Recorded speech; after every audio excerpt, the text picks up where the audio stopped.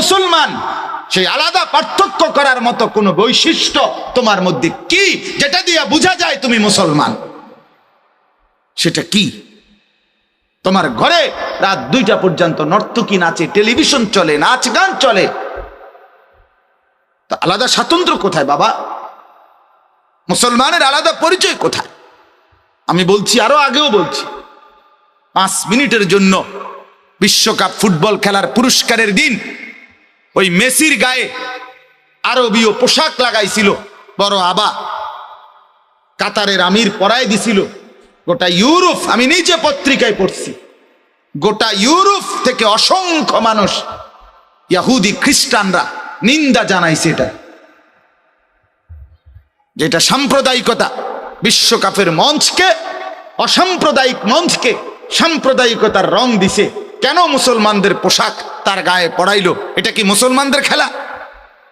অর্থাৎ 5টা মিনিটের জন্য বেঈমান মুসলমানের এই পোশাকটা একটু গায়ে দিছে, এটা মেনে নেয়নি, প্রতিবাদ করছে।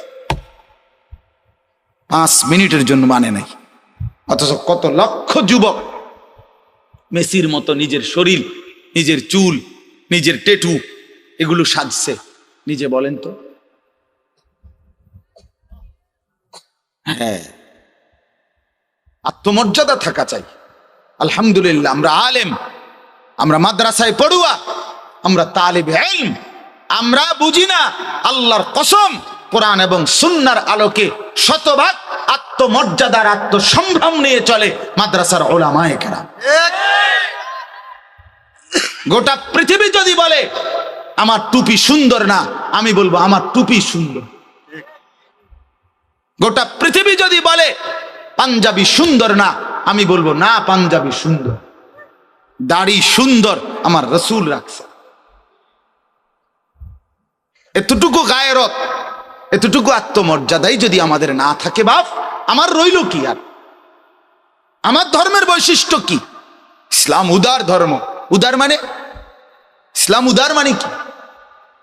মানে যে যা চালু করবে আপনি তাই গ্রহণ করে নিয়ে আসবেন ঘরে, এর নাম ইসলাম উদার ধর্ম না? এটার নাম ইসলাম? এটাকে ধর্ম বলে? তাইলে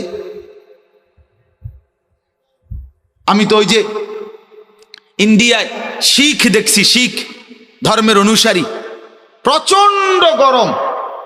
এই গরমের ভিতরে দিয়েও তো তারা মাথার মধ্যে তাদের এক ধরনের পাগড়ির মতো পেঁচাইয়া পরে, যেগুলো সারাক্ষণ পয়রা রাখে। সে তো এটা খোলে না, সে তো এটা খোলে না। আর আমরাই বুদ্ধিজীবীরা বুদ্ধি দেয় ইসলাম উদার, আর উদার হইতে হবে। অর্থাৎ নাচবে, গাইবে, ফুর্তি করবে, হেলবে, দুলবে, খেলবে, নাচ গান, উলঙ্গপনা, এটা হলো উদারতা। এটা ইসলামের উদারতা। আর আমরা বললেই হুজুররা কনজাস্টেড মানসিকতার, হুজুররা সংকীর্ণ, হুজুররা আধুনিকতা চায় না। আধুনিকতার সব কইরা বিল্ডিং, সব 100 বছরে আধুনিকতার সর্বোচ্চ প্রযুক্তি দিয়ে বিল্ডিং বানাইছে, কলাপসিবল গেট লাগাইছে, দরজাও লাগাইছে, সিটকারিও লাগাইছে, খাটও লাগাইছে, লাইটও বন্ধ করে সব ঘুমাইছে। ভোর 4:15 আল্লাহ তাআলা বলেন সব আমি সমান করে দিছি, 7.8 মাত্রার ভূমিকম্প দিয়ে এখন আবার ফইলাতে শুরু করো, আবার গাঁথনি, আবার নতুন করে কি করো, মাটি কাটো, নতুন নেউর কাটো। এটি শেষ, আধুনিকতা শেষ। আল্লাহ দেখাই দিছে 45 সেকেন্ড লাগছে তোমাদের বিজ্ঞানের ভবন নির্মাণের সর্বোচ্চ প্রযুক্তি ফেল করতে। 45 সেকেন্ড, 1 মিনিটও না, 1 মিনিটও না। কে বড় বাপ? আল্লাহ বড়, ইসলাম বড়, কোরআন বড়, আল্লাহর গোলামি বড়। এজন্য আমি বললাম, আল্লাহ তাআলা বলেন আমি মানুষকে বানিয়েছি ইবাদতের জন্য। কি জন্য বলেন? ইবাদতের জন্য।